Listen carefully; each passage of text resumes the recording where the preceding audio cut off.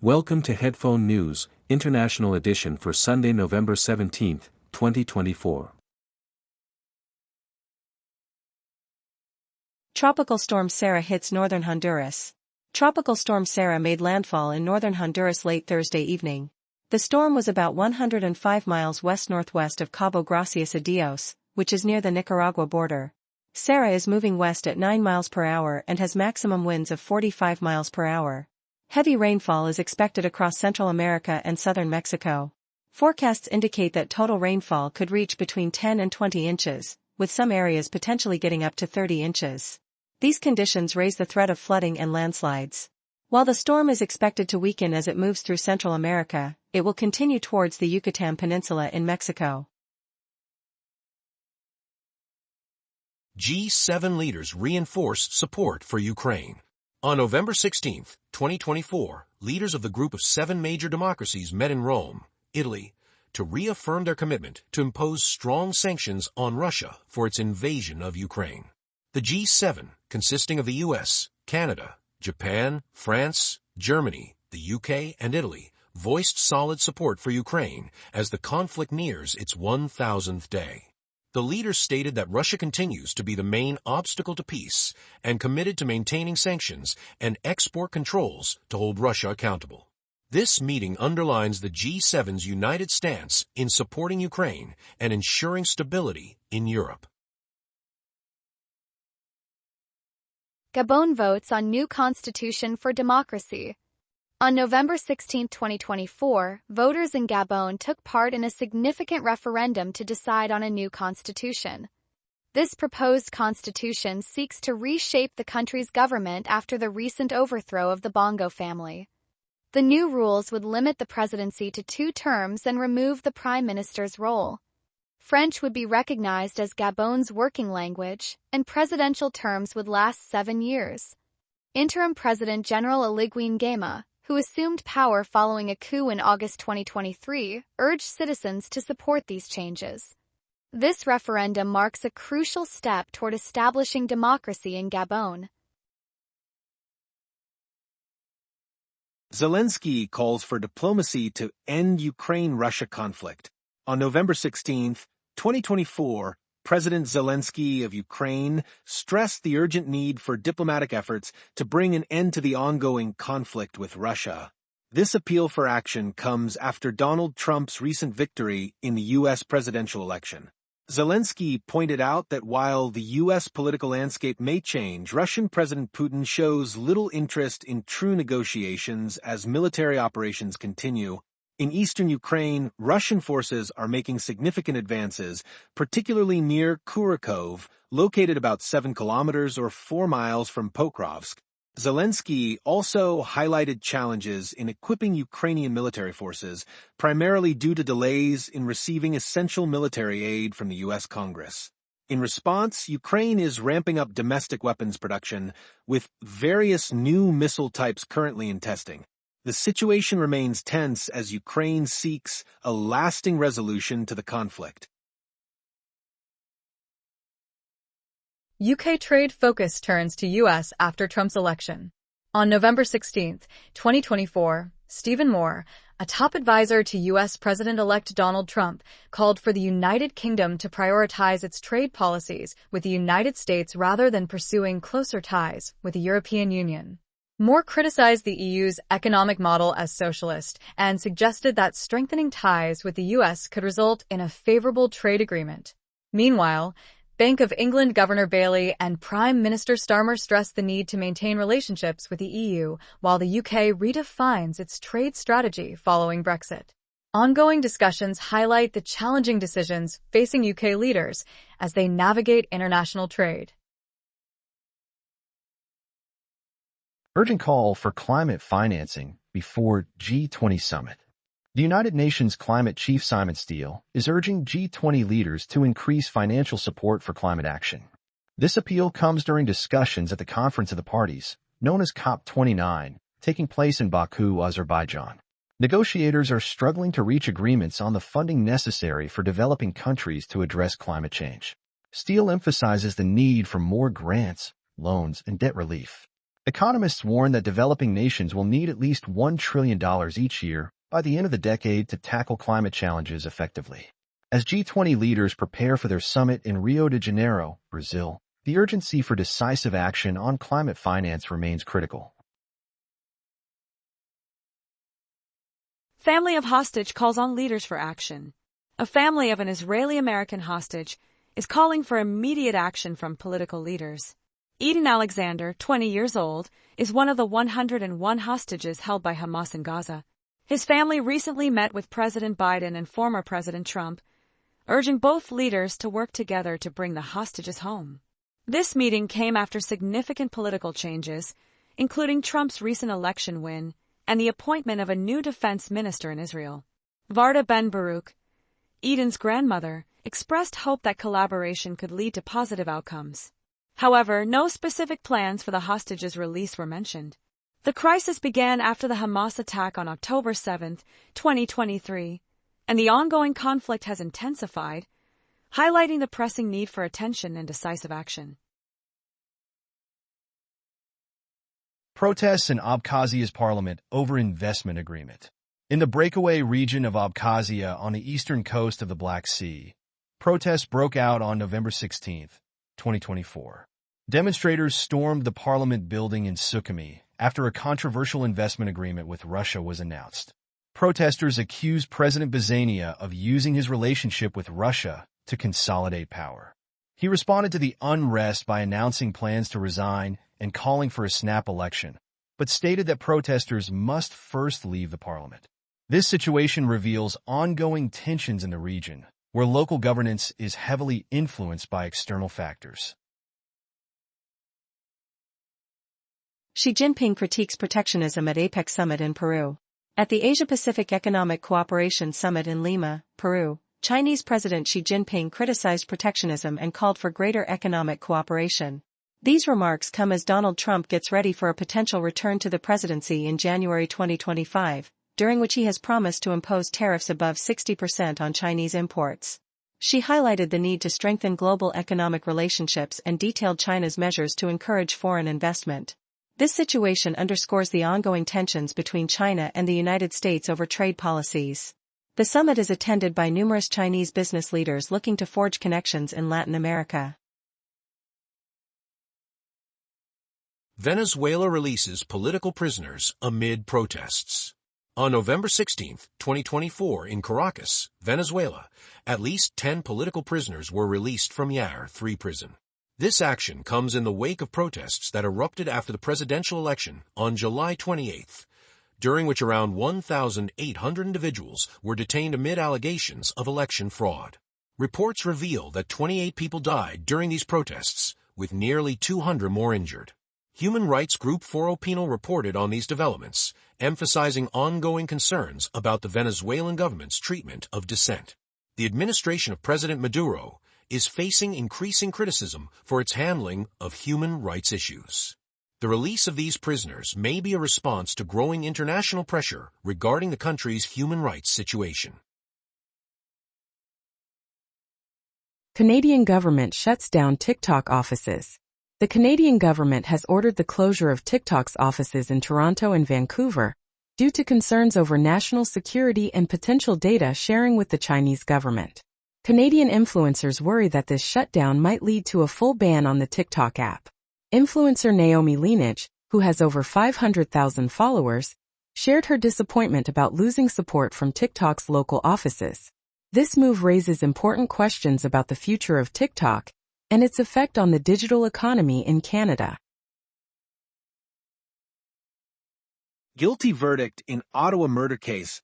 On November 16, 2024, a jury in Ottawa, Ontario, Canada, found Jean Bruno Fenelon guilty of first-degree murder. This case centered on the tragic death of 24-year-old Marie Gabriel, mother of 2. The attack took place on March 26, 2022, when Fenelon struck Gabriel with a heavy dumbbell during a violent confrontation. Evidence presented during the trial revealed a pattern of domestic violence, with Fenelon demonstrating controlling and abusive behavior towards Gabriel. After the verdict, Fenelon received a life sentence in prison, with no chance of parole for 25 years. Family members voiced their profound sorrow over Gabriel's death, emphasizing the emotional impact of the crime. This case highlights the serious issue of domestic violence in Canada, where many face similar challenges. Increased awareness and support for victims are essential to tackling this ongoing crisis. U.S. utilities push for clean energy tax credits. U.S. utilities are calling on President-elect Donald Trump's incoming administration to keep the clean energy and electric vehicle tax credits from the Inflation Reduction Act. Pedro Pizarro, CEO of Edison International, addressed the issue at the COP29 climate summit in Baku, Azerbaijan on November 16, 2024. He highlighted how important these tax credits are for consumers and the energy industry. The Inflation Reduction Act, which was enacted in 2022, provides significant funds to promote clean energy initiatives. With Trump planning to repeal this act, utility companies and electric vehicle manufacturers are joining forces to urge lawmakers to protect these incentives. These credits are crucial for advancing clean energy and offering savings to consumers. Canada combats deepfakes in elections. On November 16, 2024, in Ottawa, Canada, Chief Electoral Officer Stéphane Perreault announced a proposal for new laws aimed at tackling deepfakes in elections. Deepfakes are artificial media that can misrepresent what individuals say or do. The proposed legislation focuses on protecting the integrity of elections by stopping misinformation about candidates, ensuring that voters can trust the content they encounter during campaigns. The goal is to strengthen existing laws by adding safeguards against misleading digital content, no matter the platform. Perreault's initiative demonstrates Canada's commitment to upholding fair and transparent elections in an era of rapidly evolving technology that challenges democratic processes. Alaska leaders hope for changes in oil drilling policy.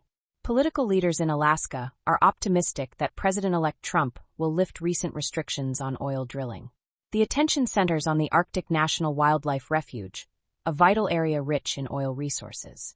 Local leaders argue that expanding drilling could create jobs and strengthen the economy. However, there are significant concerns about environmental impacts and wildlife, particularly from Alaska Native communities. Some community members support increased drilling for economic growth, while others worry about the effects on the land and local animals. As lease sales approach, the decisions made will not only affect local communities, but also shape the broader conversation around energy policy in the United States. Canadian immigration policy changes and housing shortage.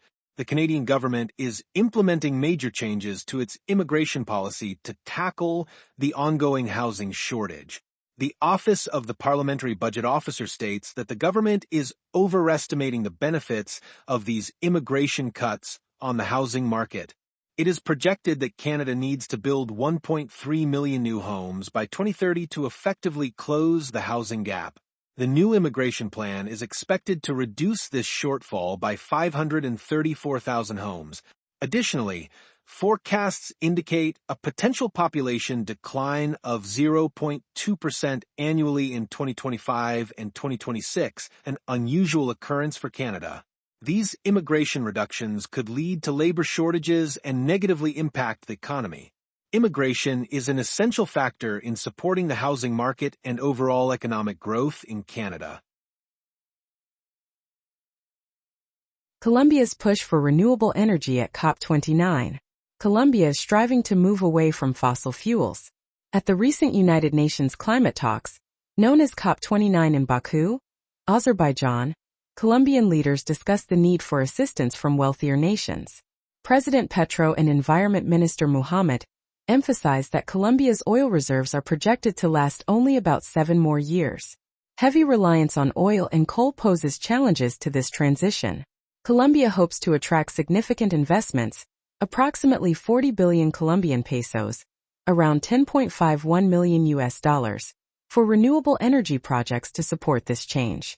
Critics caution that restricting fossil fuel production could create economic difficulties for the country. Tragic death of Arizona Senate candidate John McLean. On November 15, 2024, John McLean, a Democratic candidate for the Arizona State Senate, was killed in a suspected DUI accident in Tucson, Arizona. The incident took place early in the morning when McLean's vehicle was hit by a car driven by 27-year-old Michael Riel. Riel reportedly ran a stop sign and collided with McLean's Toyota RAV4 at a high speed. McLean, 68 years old, was pronounced dead at the scene. Riel, who was not seriously injured, faces charges of manslaughter and aggravated driving under the influence. This tragic event occurred just a day after McLean conceded the race to Republican opponent Vince Leach, falling behind by more than 3,000 votes. Local leaders and community members have expressed deep sorrow and concern over this incident, leading to increased discussions about the need for improved road safety and stricter laws against drunk driving. Teachers in British Columbia file antisemitism complaint. A group of teachers in British Columbia, Canada, has submitted a complaint of antisemitism against the British Columbia Teachers Federation. The teachers claim that the Federation has marginalized Jewish voices and expressed unpopular views regarding Israel and recent conflicts. This complaint includes more than 20 examples of discrimination. Labor lawyer Paul Pulver represents the teachers in this case. The British Columbia Human Rights Tribunal has agreed to expedite the process, acknowledging the seriousness of the allegations. This situation raises significant questions about inclusion and representation in Canadian education. Greek government expels former Prime Minister Samaras. On November 16, 2024, the Greek government expelled former Prime Minister Antonis Samaras from the ruling New Democracy Party's parliamentary group. This action followed Samaras' criticism of the government's handling of negotiations with Turkey, where he argued that the government might make unnecessary compromises. The expulsion brought the ruling party's majority in the 300-seat Greek parliament down from 156 to 155 seats. Government spokesman Pavlos Marinakis emphasized that Samaras' comments reflected a complete disagreement with the party's strategies. This event reveals growing tensions within the party as Greece navigates key decisions affecting its foreign relations. Musk and Kennedy back Lutnick for Treasury Secretary. On November 16, 2024, Elon Musk and Robert Kennedy Jr. expressed their support for Howard Lutnick as the next Treasury Secretary under President-elect Donald Trump. This announcement came as Trump evaluates candidates for this key financial role. Lutnick, the CEO of Cantor Fitzgerald, is in competition with Scott Bessent for the position. Musk labeled Bessent as a business-as-usual choice, emphasizing the need for change in financial leadership. Kennedy pointed out the importance of Bitcoin, referring to it as the currency of freedom. With Trump expected to announce his decision soon, the choice of Treasury Secretary could significantly influence economic policies in the United States. Toronto celebrates Louis Riel Day with ceremony. On November 16, 2024, Toronto celebrated Louis Riel Day with a ceremony at City Hall, marking the 139th anniversary of Riel's execution. The event featured the raising of the Métis Nation flag, honoring Riel's leadership and contributions. Mayor Chow spoke about Riel's dedication to the Métis people and his important role in Canadian history. Members of the Métis community joined the ceremony to celebrate their culture and advocate for their rights.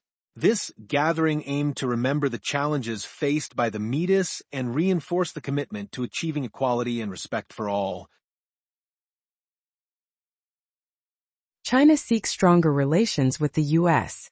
On November 16, 2024, Xie Feng, China's ambassador to the United States, addressed an audience in Hong Kong, expressing a desire to strengthen relations with the United States.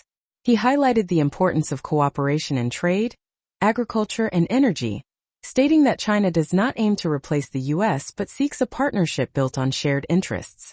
These comments come during a time of increased tensions, particularly following former President Trump's proposal to impose tariffs on Chinese goods exceeding 60%.